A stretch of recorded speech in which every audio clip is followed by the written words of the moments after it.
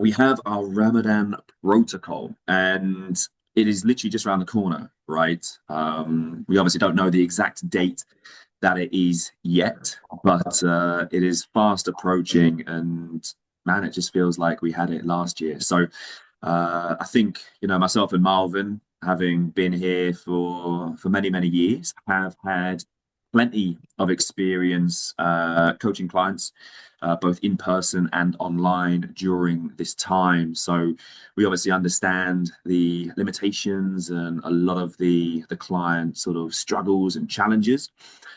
With myself as well, you may or may not have known that in 2025, Ramadan, I fasted for the whole duration. So no food, no water, just to get a bit of an insight into the feelings that happen. And I'm going to sort of dwell a little bit on that as we get into this session today. But thank you everyone for joining, taking time out of your Tuesday, and we've obviously got a live event here in Jeddah on Saturday too. So for those of you who could make it, obviously we've had chats. So today, what we're going to go through, we're going to identify the problems, guiding principles, get into really, what we can do from now up until Ramadan starts, and then looking at really sort of optimizing the daily schedule, different training, different meal approaches, because obviously it's different for everyone, right? When people are going to train, when people can eat, what the work schedule is like. So really with this, I shared in the sort of message on the app, a workbook of questions within there, which are also within here as well. So I want this to be very much a reflective session for you, where you are sort of building out your plan as you go.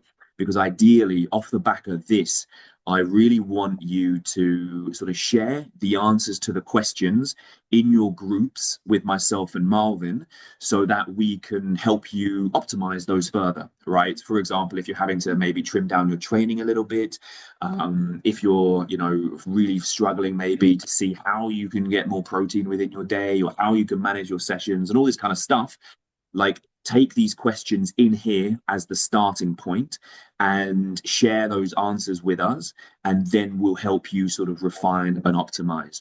But as you obviously know much more than us, Ramadan really is a time that sort of, has that reflective and sort of personal growth element to it.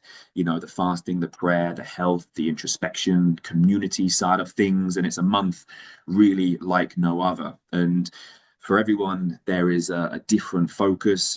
People set themselves challenges, whether what kind of things to work towards, whether that's, not missing a prayer, whether that's sort of reading a certain number of pages in the Quran, or whatever it might be. And obviously for today, we are going to work on what those elements are in relation to fitness. Now, myself and Marvin, we are no stranger to a pre-Ramadan workshop. I think this is probably going to be our third or fourth year running it. And before we start, it's really important to know that, it's not just a case of myself and Marvin giving you a generic sort of Ramadan plan. Everyone is different. Everyone has different obstacles. There is no best way, really. It's about adapting to the chaos that might ensue. And it's about planning and preparation, and obviously implementing and reflecting as well. So we'll kind of get into those bits as we go through. And before or as you were signing up to the call, we had many people share what their struggles were. I think Amani, training time, she enjoys her 5 a.m. training sessions in the morning. And so there's obviously that change to gyms at iftar time. I think Mina, it's her first Ramadan. So she's concerned about the routine change and how that's going to affect her. I think sort of, Noor maybe with the expected lower energy, homeschooling. Yeah, so all of these things obviously provide different challenges, or maybe like amplified challenges to what we're necessarily used to. And where I want to start initially is like, what do you want to achieve this Ramadan, right? And that is beyond, fitness potentially. spiritually, personally, professionally, socially? What is it that you really want to work towards? And the reason we ask that, so kind of have a think as I'm talking about this. The reason we ask that is because it's so important to set the expectations, right? And we don't want to be in a position where we're kind of like pushing you in terms of your fitness and your protein and your workouts and all this kind of stuff, when actually you're expecting or you're sort of wanting Ramadan to be a different experience for you. So it really kind of depends on what that is. And really, we've got like four different sort of focus areas when it comes to your fitness, right? So one, sometimes we've got clients who are like progress driven, they're focused on hitting the targets. If anything, Ramadan is a time when they can actually excel because I think we've got a client called Esra, and she says no to everything, any obligation, nothing, no, not happening. So she, like, you can be focused on your sessions, your nutrition, your targets of steps. You can build strength, you can maintain it, you can be intentional with your recovery. So if you are in that area and you feel like that is a route that you want to get into, progress doesn't stop necessarily during Ramadan, but it may look a little bit quieter. Fatigue hits in, maybe sleep is off. Now, another side of it is maintenance, right? Maintenance can be a really worthy goal for Ramadan, reducing expectations. So, are you cutting your training 2 to 3 sessions a week? Do we need to adjust those? Do you need to shift to home training, body weight, maybe using dumbbells at home just for ease and, finding that time within the evening to get it done? Do you need to prioritize steps if maybe the training drops? Key habits protected, right? It's important to keep those behaviors you've been working on for so long in place. So sometimes, like, during the month, if you are focused on other things outside fitness, maintenance is awesome. It's amazing to achieve. And so holding the line can be a win. And I feel like I've spoken for too long. Marvin, do you want to take these two? So the next couple are, being identity focused, and then obviously doing a bit of damage limitation, especially as we go into Eid and being post Ramadan, right? And so when we talk about identity, we've touched on this quite a few times, where we've spoken about you want to become the person that associates with being healthy, with training, with all these things. And so it's about being focused on your habits and behaviors, right? We know all the principles that we often talk about, and we'll dive a little bit deeper into those, and especially more specifically towards Ramadan, right? And so what this looks like is, if you're more identity focused, it's like, treating this as a time to continue showing up, right? Because we all know that we're all going to be, motivation is going to be low. We're going to be low on energy. There's going to be no caffeine. Like, everyone's feeling exactly the same way. Chances are, for the first time first time this year, essentially, right? Everyone's feeling exactly the same way. And so we want to still show up, right? Despite all those things, we want to be making choices that align with our values, right? That align with this identity that we want to associate with and identify with. We want to break that all or nothing, pattern, which you probably was something you did in the past, where Ramadan was like, and I said this last year, I remember, where the first Ramadan I ever experienced, I saw two categories of people. One was like all in, absolutely fully focused, and then after Ramadan, everything goes to nothing. Or the opposite, where it's like, it's Ramadan, I can't do anything. And so you need to be able to break that pattern, right? And so if that's your plan, is to be more identity driven and identity focused, this can be something that you're thinking about as well. When we're looking at damage limitation, we're thinking about avoiding the inevitable that could happen with Ramadan, right? Where you completely do nothing, and therefore it's really difficult to get back into, a normal routine post-Eid and all those things.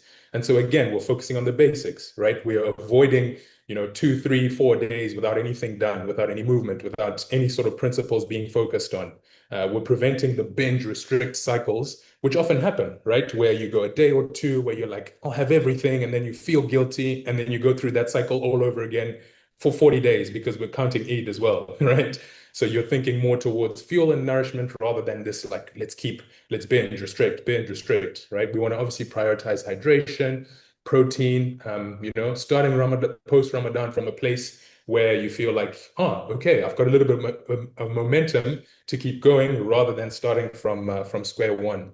So in this case, staying in the game is the ultimate success. And I think this, parallels quite nicely to what we had the other week in terms of managing busy, stressful periods, right? It's about knowing kind of what it is or kind of what gear you want to operate in during that time. And so to give you an idea, is obviously you're thinking about this yourself.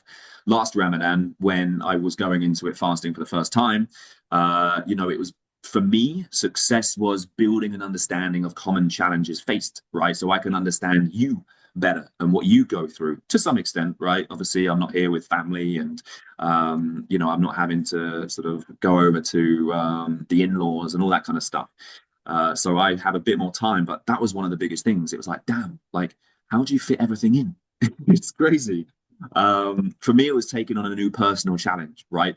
I don't think I had ever trained in my life without if in a fasted state, without water, without food, never. And so for me that was something new to sort of challenge my own limiting beliefs on.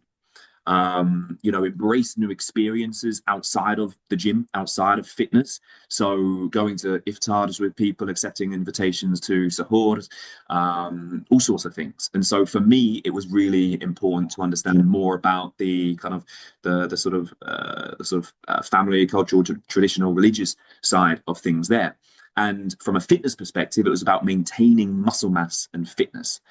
So that was my like terror, my nightmare is losing muscle mass. So for me, it was about, okay, what can I do to maintain that? So the seven problems we face, other than what are they called? Leukomats, is that right? That we face is the schedules flip, right? You may be sort of switching daytime to nighttime, and it just goes wild like that. As Marvin said, an all or nothing approach, dehydration, protein goals, social occasions, social obligations, running on empty, and then also previously not having necessarily a plan in place. So obviously that changes today. So I want you to think in previous years, what have been your biggest struggles? And also, where have you found success? If you can take a minute or two to think about that. And I'm going to go through sort of the lessons that I learned in 2025 and what I will change to kind of give you a bit more of an idea and be more maybe reflective on where you've been before. And so timing is tight. Timing is crazy tight. An extra busy schedule, commitments, driving here, driving there, whatever it might be.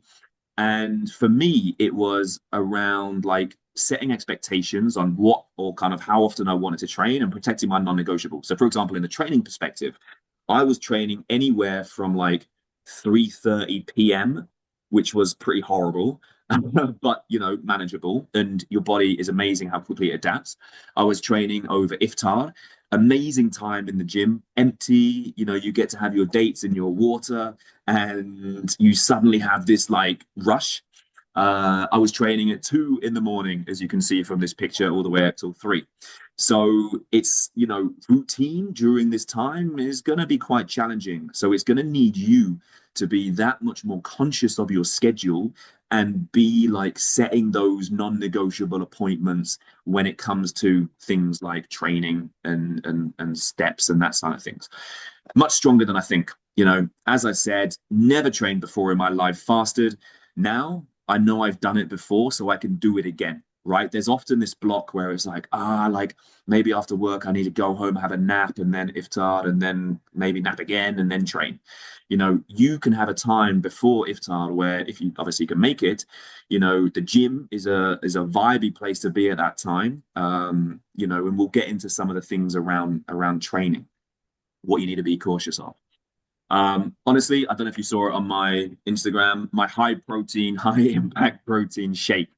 Amazing. This was something that I could prepare before iftar and then have it during iftar or maybe later in the day. And that can pack in anywhere from like 300 to 1,300 calories, right? Then it can be super tasty and you can take it on the go. So for me this year, I'm going to look at new recipes and sort of ingredients on hand. And Marvin's actually dug out this super shake guide.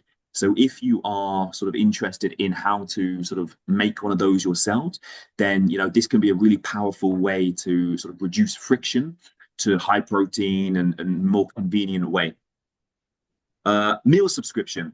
I went fishing during the day in the heat, which was kind of stupid at the time, but surprisingly okay.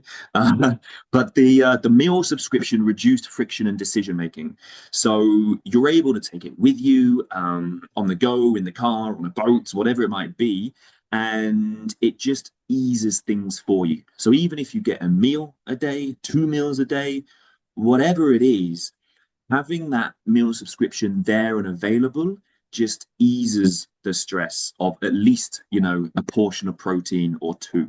So definitely worth considering. And we touch on that and later. And you don't always have to say yes, uh, although sometimes you do. And when the host had stressed how much or how long his wife had taken to make the arika, I couldn't say no. And you're dipping it in the honey, and I mean it's amazing.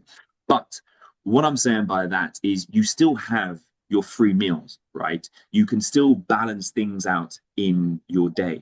So if maybe you have a higher carbohydrate meal at whatever, at iftar or sort of your main meal, then you can balance it out, right? So it's about putting these principles into action. The settings change, right, with it being Ramadan and what you're eating and all this kind of stuff, but you can, beg and borrow and swap and create calorie buffers to support that. So other notable mentions, which I just want to share with you because I think it sort of matters, is your body is far more capable than you think, right? Big time. Who you hang around with matters, as I'm sure you know. If you're fasting and you hang around with people who are moaning and they're so hungry and thirsty and tired, you're going to feel that much more, right? So like if you are able to be with people who are, getting on with it and they're sort of focused, then it makes it much easier, I found anyway. It's really interesting about the awareness around habit, like habit eating, like snacking and these sorts of things and hunger signals. So much like Marvin sort of shares when we think about cravings and so on, having that awareness of, okay, why am I feeling this way? Is it boredom? Is it something else?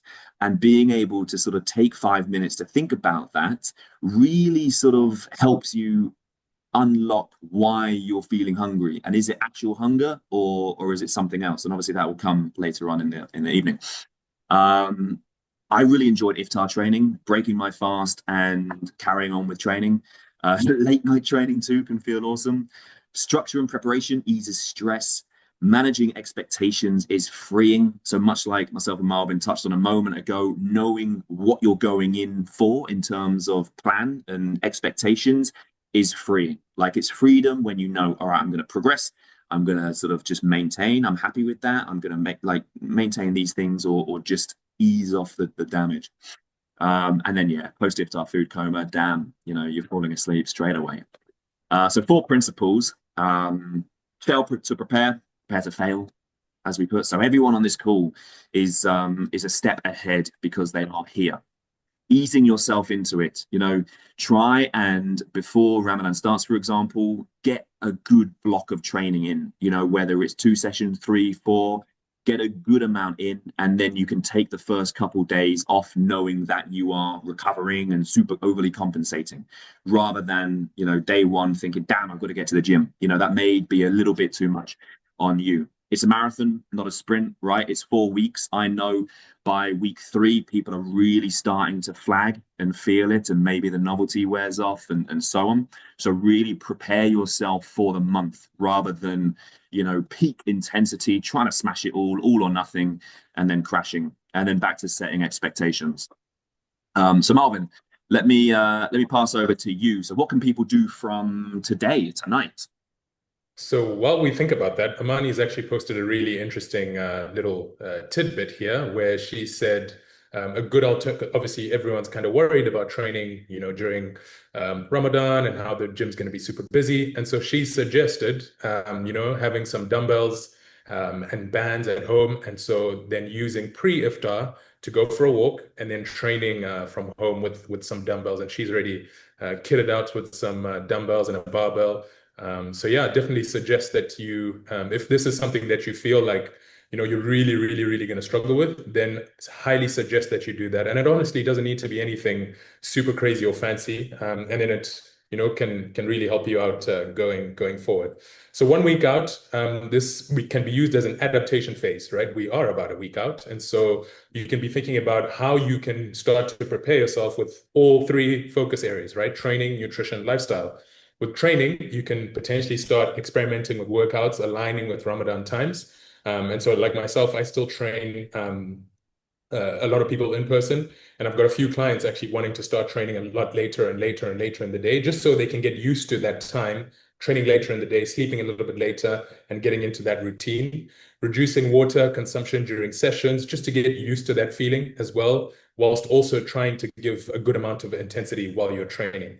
Nutrition wise, you can start to build out your expected meal plan. We all know that we're going to be out at iftar at so and so's place, and this, and your cousins and your aunts and your uncles and your parents. I'm already speaking to people that are that already know, like, I'm invited to this person on this day on the 4th of Ramadan. And it's like, so we know this, we know it's coming, and so plan around that, right? Start potentially delaying your first meal to later in the day, so that you can get used to sitting with that feeling of, being hungry and not eating for quite a while.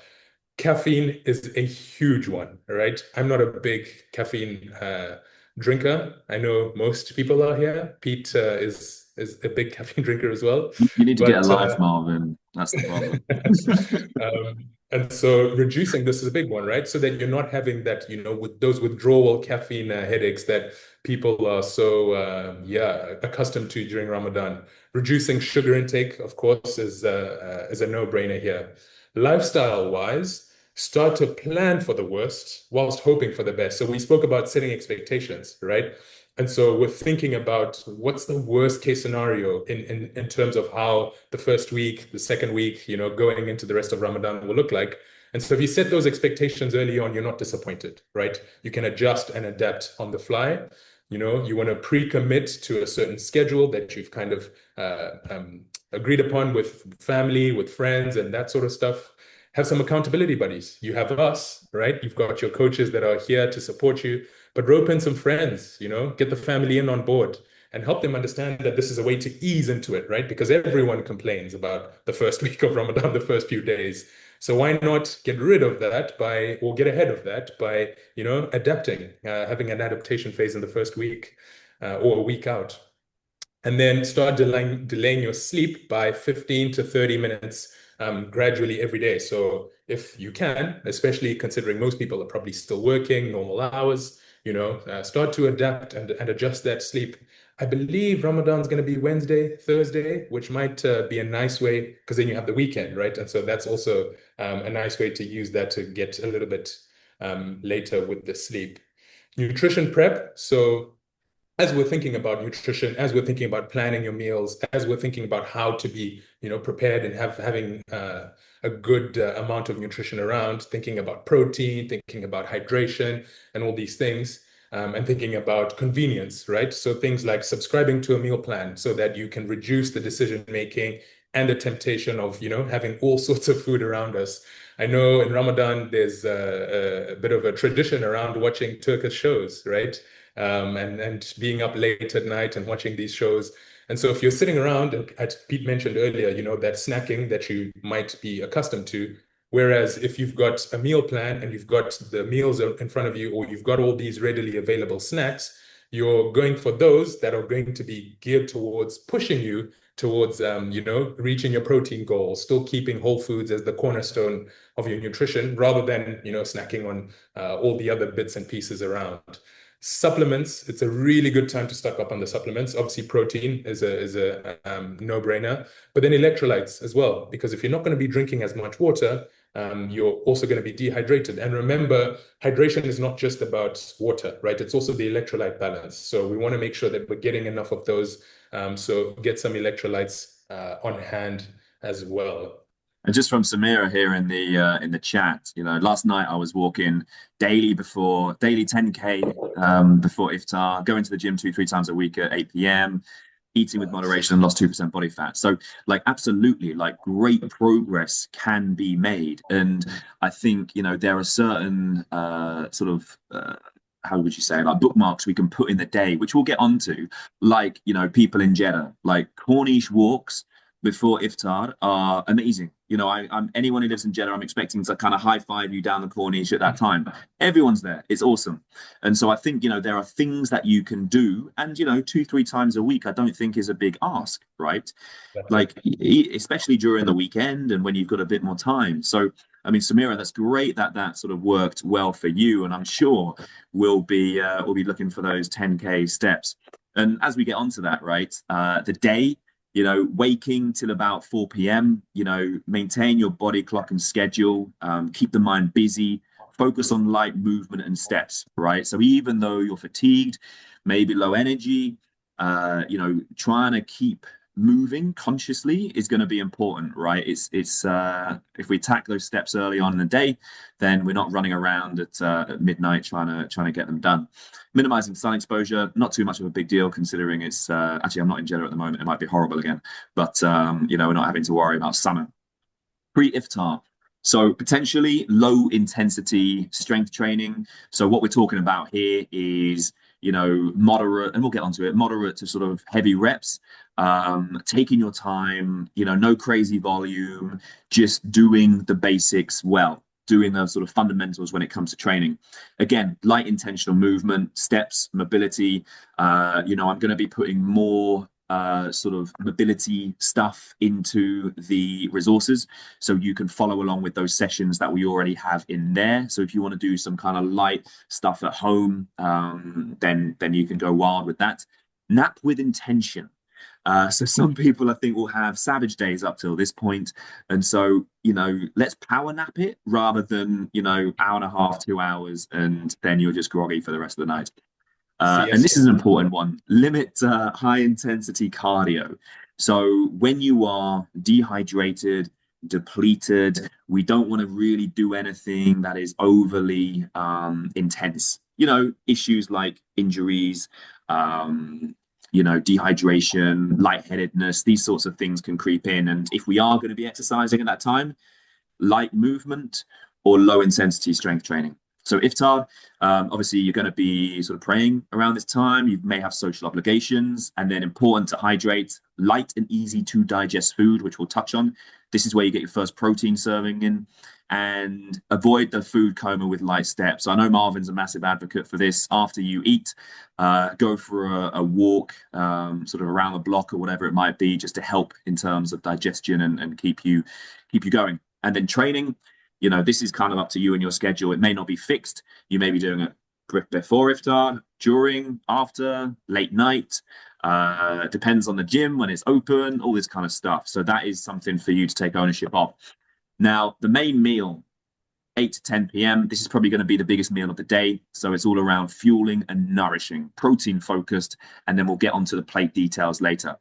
So the U time onwards, 10 p.m. onwards, gatherings, unwinding, steps, snack with intention, with protein. Time to also reflect, plan, prepare, share with us. Share your lessons, share your learnings, what's working, what feels great, etc. And then suhoor, to hydrate, but obviously don't overdo it. We don't want you sort of running to the bathroom every 5 minutes when you're sleeping. And also nutrient-dense food, which we'll get into here, again, finishing with final protein serving. So getting practical. The principles here.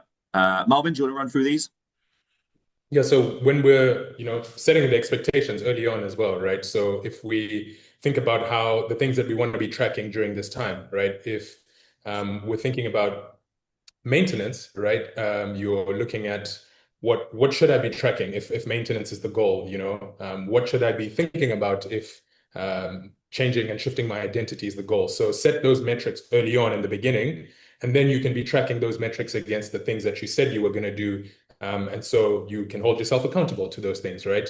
Because if we want Ramadan to be a damage limitation, right, and so that you can ease back into life post Ramadan, then you want to be making sure that you're getting that minimum, a couple sessions a week. You are still obviously getting in your protein and things like this. You're still keeping some level of movement throughout the day. So these are the things that we want to be taking yeah, taking stock of, right? If we're more fitness related, if you're, the type of person that's going to be like Samira, who's like, oh, I've got a little bit more time, maybe I can be, very focused. I've got goals and this is what I know I can achieve. It's very realistic because again, we want to set the expectation so that we're not disappointed post Ramadan if you weren't able to do those things. If you're the type of person that can, really push during Ramadan, then again, the same principles occur as pre-Ramadan, right? Where we're maintaining the food journal, we're maintaining the weigh-ins, we're doing an in-body that is relative to Ramadan, obviously, because things are a little bit different, but we still want to be aiming for 80% across the board with the things that we are taking stock of. Other areas, lifestyle, spiritual, social, personal, professional, all those are much more, personal to you and more relevant to you as an individual. And so take stock of that, right? Spend some time thinking about what do I want to achieve over the next 30 days? What does that look like in all these different areas? And look to put pen to paper and track that as well as we get along. So, will your training schedule be impacted? And if so, what may need to be adjusted, right? Think about the time available, the sessions per week, strength versus classes, think about the volume per session, think about the workout length. Have a think about what this will look like. Obviously, Amani has already mentioned having some equipment at home. And so maybe this is the case for you where you might be thinking of doing so. And so you need to be ordering things on time because I would imagine, you with all the amount of other things you need to order and prepare and all these things, it can easily be something you forget. And then lo and behold, Ramadan comes around and you're stuck and frustrated that you can't get to the gym when you could have ordered some Yeah, and with equipment. this, for myself and Marvin, obviously sharing what you are thinking or talking through what you are thinking is going to help us then adapt the training if we need to, space it out, cut the volume or whatever it might be. So really important you do have a think of this rather than like a knee-jerk reaction of, oh my God, Ramadan started, like, what am I going to do about my training? So this is Yeah. why, again, planning, you being on the call is super important because you are here to now like mull this over, think about it tonight, tomorrow, and then share with us the answers. And so when it comes to the principles, and while you think about that, right, I want you to, much like Samira was sharing, know what has or hasn't worked for you in the past. Has saying, all right, I'm going to go to the gym every day in Ramadan, obviously probably doesn't work, or maybe works for a week and then you crash. Prioritizing strength training over cardio, and this is something that myself and Marvin always suggest, is you're going to get more bang for your buck in terms of time spent focusing on the strength training and hitting those sessions rather than swapping that for cardio. There will be an adaptation period, so it is perfectly normal to have your first session and think, oh my God, what was that? And, that might be for the session one, two, three, but your body adapts quite amazingly as well. So don't let that feeling or don't let that thought of, oh my God, how can I train if I haven't eaten or drunk any water put you off because you will be amazed at how quickly it can adapt. Start conservative with the weight. So feel your body, right? We can't tell you what weight to use. It is about you sort of building up, doing a warm-up set, seeing how that feels, increasing, knowing what you did last time, and sort of juggling between those two based on how you feel. Do not skip the warm-up. Really important, especially if you're training before iftar, to sort of make sure everything is kind of lubed up and oiled up and ready to go. Hold off on smashing personal bests. I think we got Mushtaba in the room. Mushtaba, no 18 rep back squats, please. Moderate intensity, right? So if you are training before iftar, when you're low energy and dehydrated, don't necessarily push to absolute failure, right? You have a greater risk of things going wrong. You can still train hard, but push to 1, 2, 3 reps in reserve. Now, when it comes to after iftar, you're hydrated, you have energy. It's okay to go to failure. But again, this is about testing the waters as you go session to session. You can extend rest periods, right? 90 seconds to 2 minutes, maybe even longer if you want, and reduce volume as well. And so just because you may have 6 exercises in your training for that day and you're in week 1 of Ramadan, it's okay to, cut the last 3 out, cut the last 2 out. Go in not thinking, damn, I need to do 6. I'm like shattered. Like go in, do 1, do the second, do the third. If that's it, great. You've done the priority exercises. And what will your approximate meal timings be and how you approach the meals? So this is where you consider number of meals, snacks, occasions, locations, guiding principles, temptations. So if you're a fiend for a certain type of dessert or food, something your mum makes maybe, then be aware of when that may be creeping in. So whilst you have a think about that, I'll pass over to Marvin for some of the principles we need to take into account. Yeah, so we previously mentioned hydration, right? This is a huge one. And so this is where potentially those electrolytes come in, making sure that you're maintaining your as much water intake as you can, whilst adding some electrolytes to help that balance. So you are much more well hydrated going into the following day, right? Day after day after day.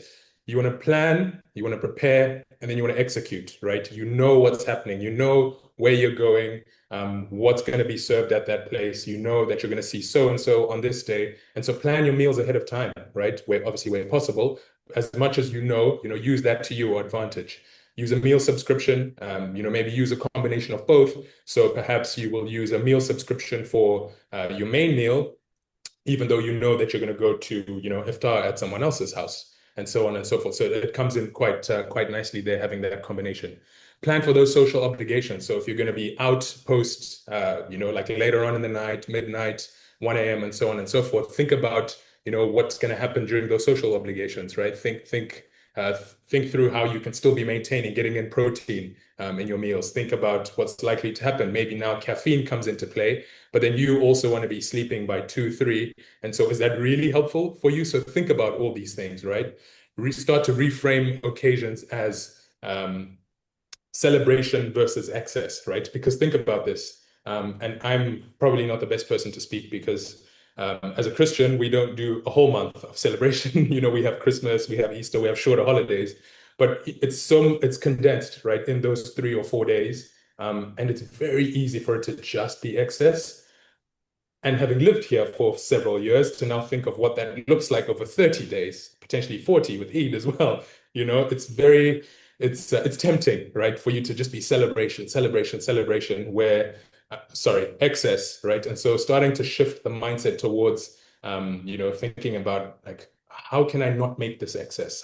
What can I do to make sure that this doesn't continue on for the entire month, on a daily basis? You know, Yeah, need I to think sort of one of the interesting things there, and again, it's all well and good for me to say it, but this is kind of, how people have sort of described it to me is obviously in the month where I mean, the point of it, again, correct me if I'm wrong, is about kind of understanding the sort of suffering of potentially people who are less fortunate than you. And so there is an element of like excess being kind of unacceptable in a way. And so, taking care of your body, and again, sort of, I remember this vividly, someone sharing it with me, taking care of your body and being in the best possible way to then get closer to your faith is exactly their approach to it. So even though there are all these opportunities to sort of overeat and consume so many desserts and sort of food coma and sleep late and all this kind of stuff, they were very much of the opinion that, it will help me from a sort of faith point of view to be at my best in terms of what I'm putting into my body. So again, far from me to lecture you on that, but I'm just sort of sharing things from other people's perspective who we've obviously coached here as well. And then also just, thinking of that, like just the food coma and like what that then leads to, like the sluggishness that you feel, the struggle that like it just it seems to have like this knock-on effect, this domino effect of not feeling so great. And so like I don't know about you, but I don't want to feel like that for 30 days, right? So in line with that, right, think about making smart swaps. Think about the one plate rule for a buffet. Think about avoiding excessively salty or spicy food, because then now this might also make you drink significantly more water, which will then impact your sleep. Again, that knock-on effect, the late night caffeine, the knock-on effect, right, of then affecting things like your sleep. So with the smart swaps, we've got a simple little infographic here that we've actually got in the resources as well, right? And so you can be looking at this and thinking about what you can be swapping out, so fried Sambusa, maybe opt for the baked and air fried, as an alternative. Thinking about all those dishes with sauces, potentially look at the grilled meats, the added sugars. You want to take things out and swap those out for maybe the sweeteners or without, and maybe even just opt for water. That's a good alternative too. The high sugar desserts, limiting those and maybe completely eliminating on some days and opting for more fruits and vegetables. And so now you're getting more micronutrients, right? So think about how you can be making these smart swaps throughout the month of Ramadan as well. Yeah, I think it's important to, again, like when you're looking at your protein sources, right? Not all protein sources are necessarily created equal. So, whether it's a fried chicken or fried meat, maybe it's part of like a macarona and, there's a hell of a lot of cheese and pasta within that as well. So, the more leaner meat we can get, the more kind of unprocessed whole food type thing we can get, the far sort of superior that is going to be, and sort of it's hitting the mark in terms of protein, but also it is not kind of bringing in all these extra calories because of the way it's been cooked or whatever.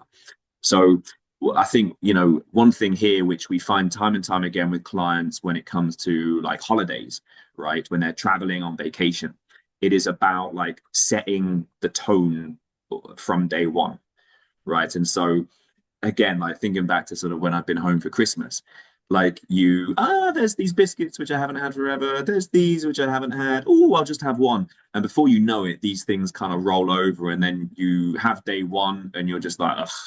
And then it's so much easier to continue having the biscuits and eating the food on day two, and then maybe you don't want to train, and so you skip. And then, as Marvin was saying, you have this kind of, snowball effect. So if you can set that intention, use your free meal wisely, these sorts of things, because that is going to be sort of the difference maker between trying to kind of like play catch up as you start in week one versus like starting strong, in line with your expectations and what it is you want. And so meal examples here, right? Usually on the left is what we're looking at in terms of like a Ramadan plate, right? You've got the carbohydrates, the majority. These are kind of cooked maybe in fat, or you've got other fatty foods coming in. You've got a little bit of protein and a little bit of vegetable. So we really want to flip that and really stack the highly satiating foods, right? The protein, the vegetables, and then some carbohydrate, and then some fat.